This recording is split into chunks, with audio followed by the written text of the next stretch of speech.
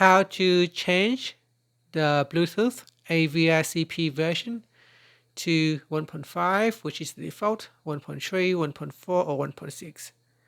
First, tap on the home button to return back to the home screen. Then on the home screen, swipe down at the top to open up Quick Settings. In here, tap on the Settings icon. Next, we scroll down and then tap on Developer Options. From here, scroll down and then tap on Bluetooth AVRCP version.